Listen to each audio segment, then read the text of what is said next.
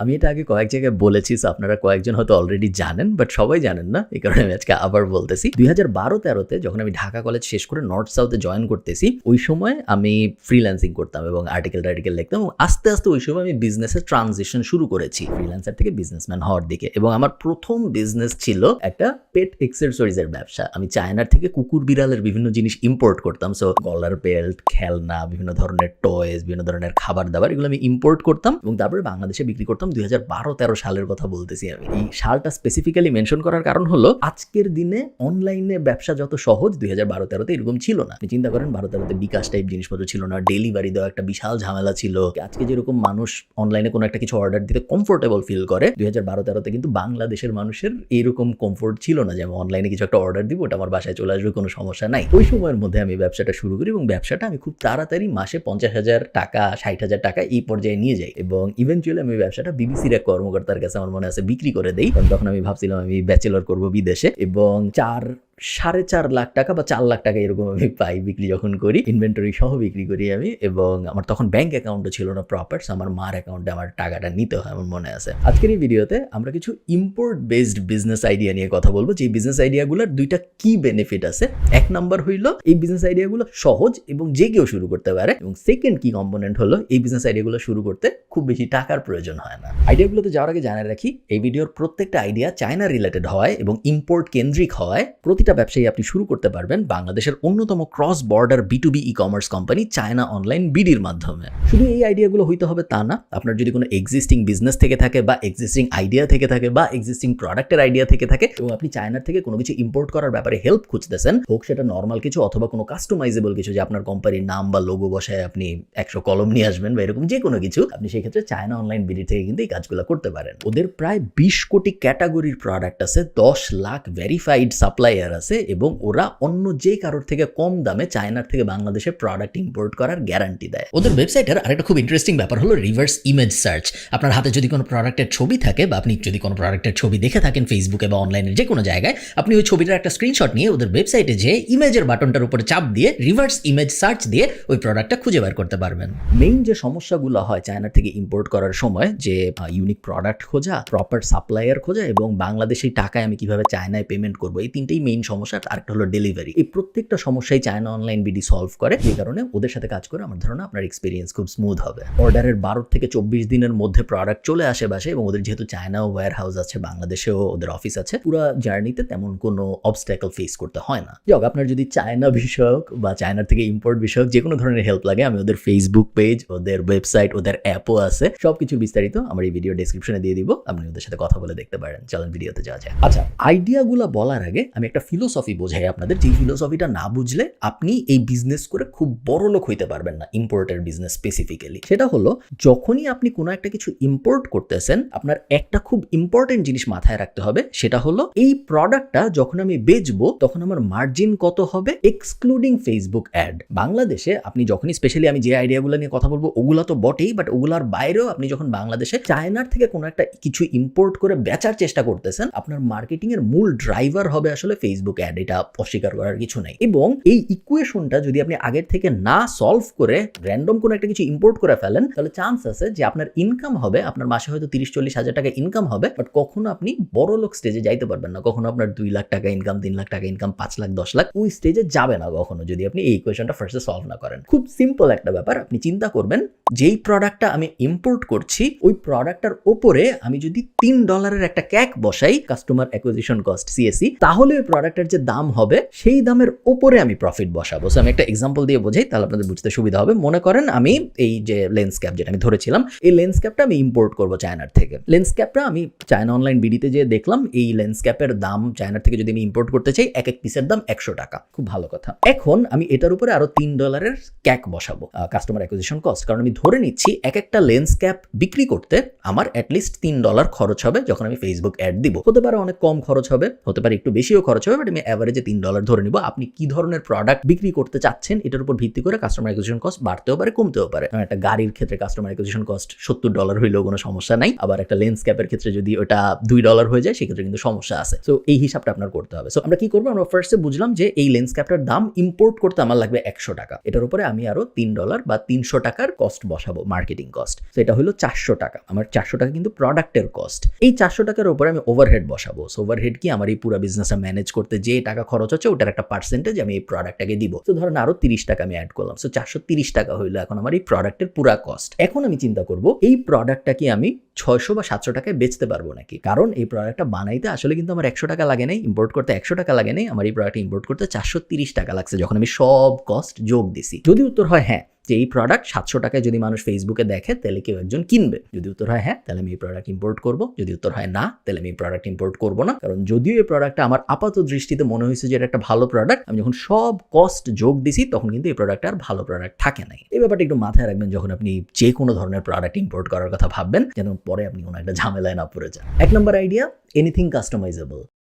Customisable আইটেমসের যুগ চলতেছে, স্বর্ণযুগ গত 3-4 বছর ধরেই চলতেছে, এবং এই কাস্টমাইজেবল আইটেমের স্বর্ণযুগ শেষ হয়ে যাবে এনি টাইম সুন, এটা আমার মনে হয় না, আরো অনেক দিন চলবে। বাট এখানে একটা ব্যাপার আপনার মাথায় রাখতে হবে, কাস্টমাইজেবল আইটেমসের যে ট্র্যাডিশনাল দুনিয়া এটার থেকে আপনার একটু বাইরে চিন্তা করতে হবে। ট্র্যাডিশনাল দুনিয়া কি, একটা ফোন কভারের কাস্টম ডিজাইন করা বা একটা টি শার্টের উপরে একটা কাস্টম ডিজাইন বসানো, এগুলো হলো ট্র্যাডিশনাল চিন্তা। আপনার একটু ইউনিক অ্যাঙ্গেলে যেতে হবে, এবং এখন যাই ইউনিক তা আবার 5 বছর পরে যা ট্র্যাডিশনাল হয়ে যাবে। সো আপনার ওইভাবে চিন্তা করে নিতে হবে যে ইউনিক জিনিসটাকে, এই মুহূর্তে আমার যেসব ইউনিক মনে হচ্ছে তার মধ্যে হতে পারে কাস্টমাইজ জুতা। সো রেগুলার জুতার উপরে আমি আমার নাম বা লোগো বা কোনো একটা ইউনিক মডিফায়ার বসাইতে পারবো। তো আমি মানুষকে বলতে পারবো যে এই হলো জুতার রেডি, এটার উপরে আপনি আপনার ইচ্ছা মতো নাম বসাতে পারবেন বা আপনার ইচ্ছা মতো কোট বসাইতে পারবেন যদি আপনি চান। ওটা একটা কাস্টমাইজেবল অপশন হইতে পারে। আরেকটা হতে পারে, আমি ওদিন ভাবছিলাম যে অনেক মানুষ থাকবে যে চশমার সাইডে, গ্লাসের সাইডে কিন্তু কাস্টমাইজেবল জিনিসপত্র লেখা সম্ভব, এবং এটারও একটা মার্কেট থাকতে পারে যেহেতু অনেক মানুষ চশমা পরে বাংলাদেশে। অথবা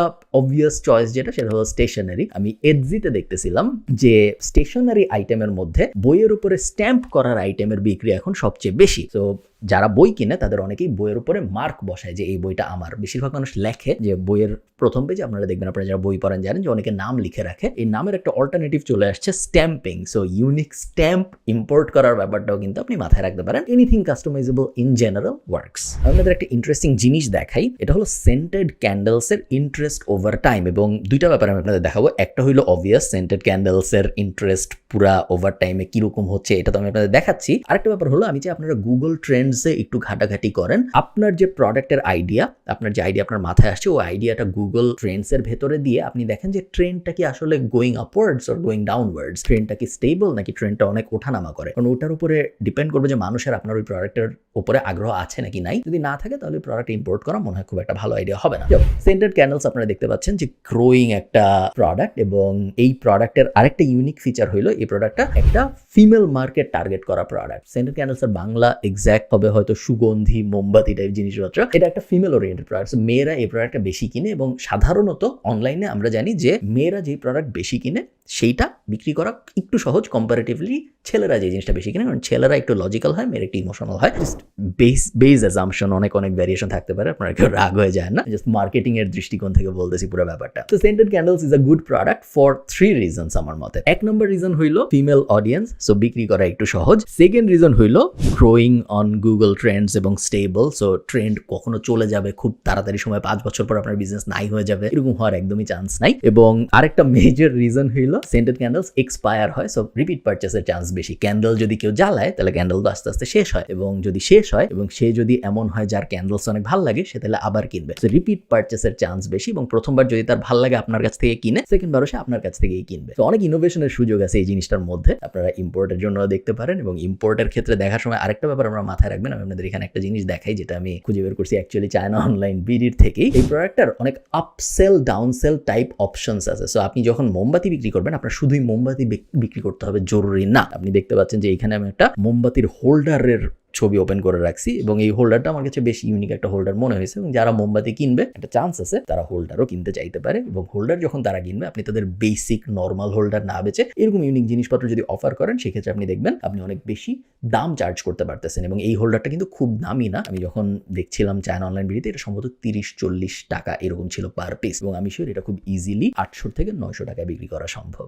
3 নম্বর যে জিনিসটা নিয়ে আমি যে আপনারা একটু চিন্তা করেন সেটা হলো ক্রিয়েটিং বেবি এডুকেশন ইকোসিস্টেম। বাংলাদেশের টয় মার্কেট ইন্টারন্যাশনালিও অনেক ক্ষেত্রে সত্য, বাট বাংলাদেশে একটু বেশি সত্য যেহেতু বাংলাদেশের বেশিরভাগ মার্কেটই এখনো আনঅর্গানাইজড। বাংলাদেশের টয় মার্কেট একদমই আনঅর্গানাইজড।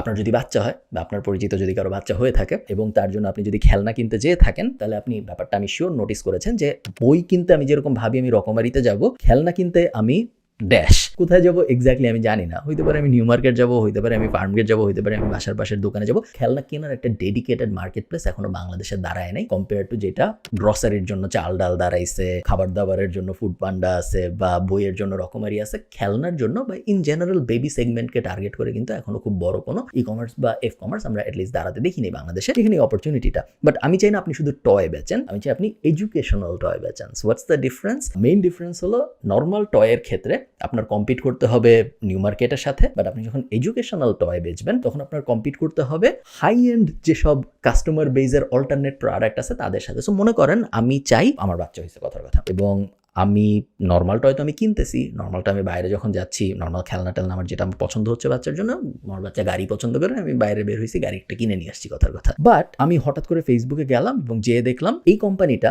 একটা বক্স বানায় দেয়, একটা বক্স পাঠায় আমার বাসায়, যে বক্সটার ভিতরে একটা দাবার সেট আছে এবং 5 বছরের বাচ্চারা বুঝতে পারে এমন ভাবে দাবার ইনস্ট্রাকশন লেখা আছে যে কুইনের কাজ কি, ঘোড়ার কাজ কি, সৈন্যর কাজ কি, একদম বাচ্চারা যাতে খুব সহজে বুঝতে পারে এইভাবে পুরো ইনস্ট্রাকশনটা লেখে একটা ম্যানুয়াল দেওয়া, সাথে ম্যানুয়ালের ভিতরে একটা বারকোড বসানো বা একটা কিউআর কোড বসানো, যেটা স্ক্যান করলে ওই স্ক্যানটা একটা ভিডিওতে নিয়ে যাবে আমাকে, যে ভিডিওতে আমি দেখতে পারবো একটা কার্টুন দাবা খেলার ব্যাপারটা এক্সপ্লেইন করতেছে। সো একটা টোটাল এডুকেশনাল ইকোসিস্টেম আমি বানায় দিচ্ছি ওই বাচ্চাটার জন্য, যেটা একটা প্যারেন্টের কেনার প্রবাবিলিটি অনেক বেশি এবং ওই প্যারেন্টের আপনাকে বেশি টাকা দেওয়ার প্রবাবিলিটি অনেক বেশি। একটা খেলনা যদি আপনি বেচতেন ওই প্যারেন্টটা আপনাকে 1000 বা 2000 টাকার বেশি হয়তো দিত না, বেশিরভাগ সময় হয়তো 500 টাকার বেশি দিতে চাইতো না। বাট আপনি যখন এই দাবার এডুকেশনাল ইকোসিস্টেমটা বেচতেছেন তখন আপনি খুব সহজেই ওই প্যারেন্টের কাছ থেকে 5000 টাকা নিতে পারতেছেন, কারণ এটা একটা ইউনিক এক্সপিরিয়েন্স, যে এক্সপিরিয়েন্সটা সে অন্য কোথাও থেকে বাংলাদেশে অ্যাটলিস্ট পাবে না। দাবা দিয়ে হইতে হবে জরুরি না, আমি জাস্ট এক্সাম্পল হিসেবে বললাম। আপনাদের আরেকটা জিনিস দেখাই, একটা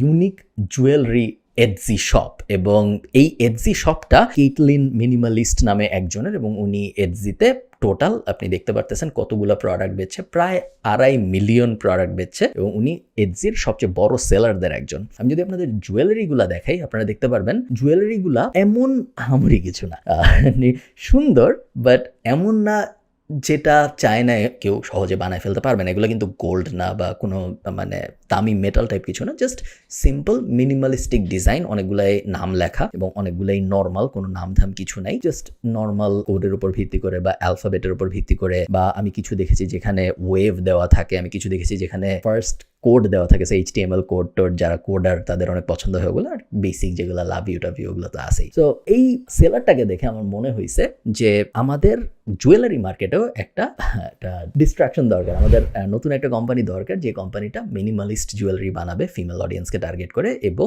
বেসিক্যালি উনাকে কপি করে উনার একটা বেটার ভার্সন বানাবে, এবং এই বেটার ভার্সনটা বাংলাদেশের ম্যাস অডিয়েন্সের মধ্যে টার্গেট না করে বাংলাদেশের একটু ইউনিক প্রোডাক্ট যারা ট্রাই করতে চায়, যারা ট্র্যাডিশনাল জুয়েলারির বাইরে যেতে চায়, সো ট্র্যাডিশনাল জুয়েলারি বলতেছি ফ্যান্সি শোনাচ্ছে বাট বেসিক্যালি সোনা, গোল্ডের বাইরে যারা যেতে চায়, ইয়েট ইন্টারেস্টিং জিনিসপত্র পড়তে চায় এবং কুল লুকিং মডার্ন লুকিং জিনিসপত্র পড়তে চায়, তাদের জন্য আই থিঙ্ক একটা ব্র্যান্ড বানানো সম্ভব। একটু রিসার্চ করতে হবে আপনার। চায়নায় অনেক কোম্পানি আছে যারা জুয়েলারি বানায় দেয়, তাদের ডিজাইন দিলে আপনার হয়তো একটু এক্সপেরিমেন্টাল ফেজের মধ্যে দিয়ে যেতে হবে, সো একটু কঠিন কম্পেয়ার টু ডাইরেক্ট একটা লাইট এনে লাইট বিক্রি করা শুরু করা। বাট যেহেতু কঠিন এই কারণেই আপনি জুয়েলারিতে অনেক বেশি প্রোডাক্টের প্রাইস চার্জ করতে পারতেছেন, এবং আমার ধারণা একবার যখন পছন্দ হয়ে যাবে মানুষের, তখন ওয়ার্ড অফ মাউথ এটাই যত বেশি পাওয়া যাবে তত অন্য কোনো কিছুতে পাওয়া যাবে না। এই তো শেষ এই ভিডিও। আমার কাছে আরো কিছু আইডিয়া ছিল যেগুলো ক্রাফট সাপ্লাই রিলেটেড বা বই রিলেটেড, বাট এই ভিডিওটা যেহেতু অনেক বড় হয়ে গিয়েছে আমি আর ওই আইডিয়াগুলো নিয়ে এই ভিডিওর মধ্যে কথা বলছি না। আপনারা যদি চান আমি আরো কিছু ইম্পোর্ট টাইপ আইডিয়া আপনাদের সাথে শেয়ার করি, তাহলে আপনারা অবশ্যই আমাকে কমেন্টে জানাবেন এবং আমি শেয়ার করার চেষ্টা করবো। ভালো থাকেন সবাই, সবার সাথে আমার দেখা হবে পরের কোনো একটা ভিডিওতে।